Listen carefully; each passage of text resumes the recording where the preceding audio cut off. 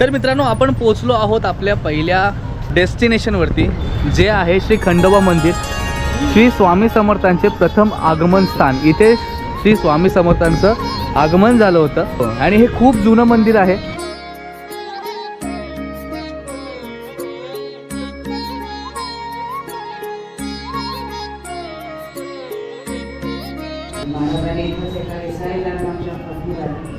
महाराजांनी रिकाम्याची किंमतून अग्नी काढून दाखवला याच ओळखला। पृथ्वीला जाऊन चोळप्पाला सांगितलं, ते चोळप्पाला आले। त्या चोळप्पाने इथून पुढे महाराजांना आपल्या घरी घेऊन गेलं समाधीला। तिथून वटवृक्ष मंदिरात 22 वर्ष राहिले मोठ्या मंदिरात। 22 वर्षानंतर चोळप्पांच्या घरी स्वामींनी 30 एप्रिल 1878 मध्ये महाराजांनी चोळप्पांच्या घरी समाधी या प्रदक्षिणामध्ये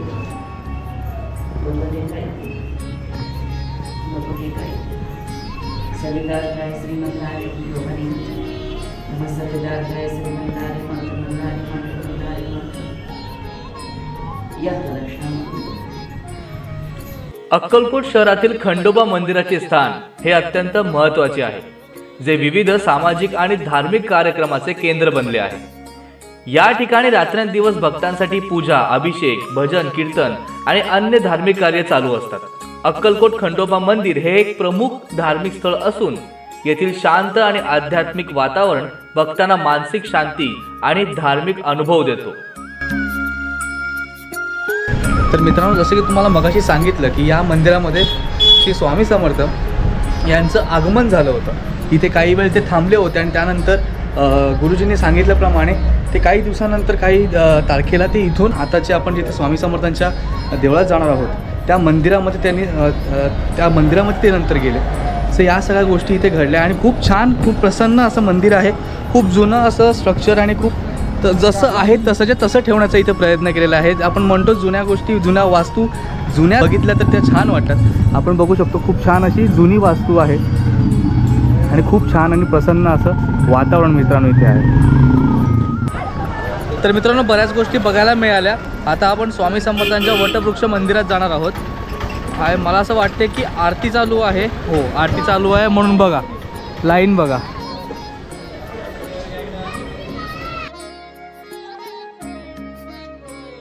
मी जाऊन येणार मग लावणार। अरे मी जाऊन येणार मग लावणार बोललो ना, लावणार बोललो ना।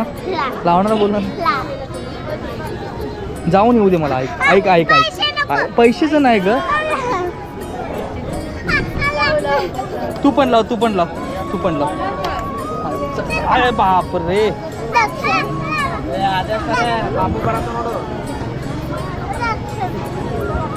किती देऊ दक्षिणा तुला?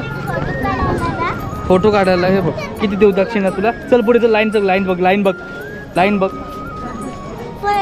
हे घे नाही 20 नाही, हे घे। हा चल, दिले तिला। तुम्ही 5 रुपये घ्या। माझ्या सुट्टेच नाही बाबू, सुट्टे दे रे 10 रुपये। ती पण माझ्यासारखी बोलते, सुट्टे दे रे 10 रुपये। हे घे। तिला 10 रुपये दिले की नाही? हां, कसली जाते बाई आईच्या गावात।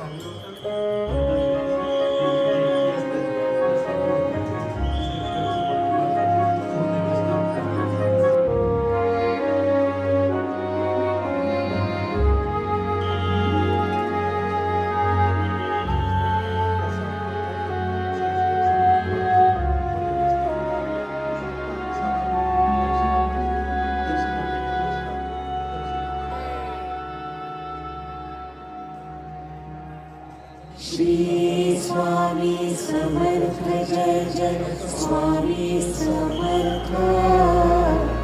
श्री स्वामी समर्थ जय जय स्वामी समर्थ। श्री स्वामी। मित्रांनो, शेवटीच्या दर्शनासाठी आपण आलो होतो। मगाशीच आपण लाईनीला होतो, लाईव्ह केलं होतं। माहीत नाही कसं लाईव्ह झालं काय, पण इथे आपण मठामध्ये आलो आहोत। पाठीमागे मंदिर आहे स्वामी समर्थांचं। इथे तीच एक फ्रेम जी रुद्राक्षाने बनवलेली आहे, स्वामींची पूर्ण कलाकृती रुद्राक्षाने बनवलेली आहे। बरीच गर्दी आहे मित्रांनो, दाखवतो तुम्हाला। प्रचंड गर्दी आहे मित्रांनो आज।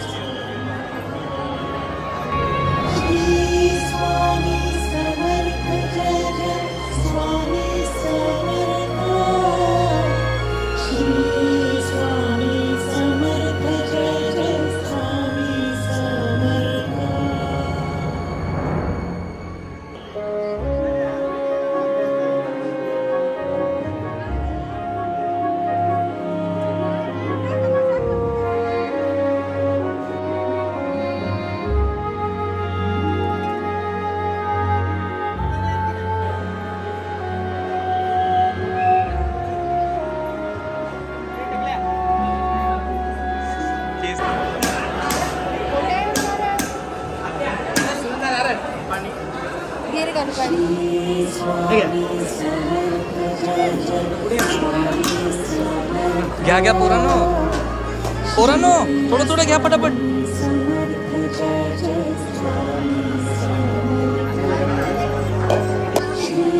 इथे तुम्ही कोणाला काय घ्यायचं असेल तर घ्या. बऱ्याच वस्तू इथे घेण्यासारख्या आहेत. तर तुम्हाला घ्यायची इच्छा असेल तर घ्या. आम्ही इथून स्वामींची मूर्त नेली होती जी आता देवाऱ्यामध्ये ठेवलेली आहे.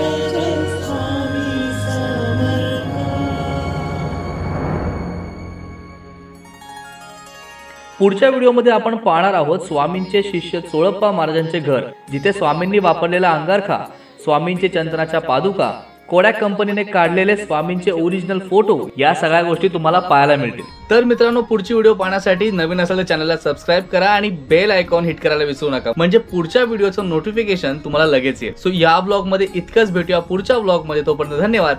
काळजी घ्या. श्री स्वामी समर्थ.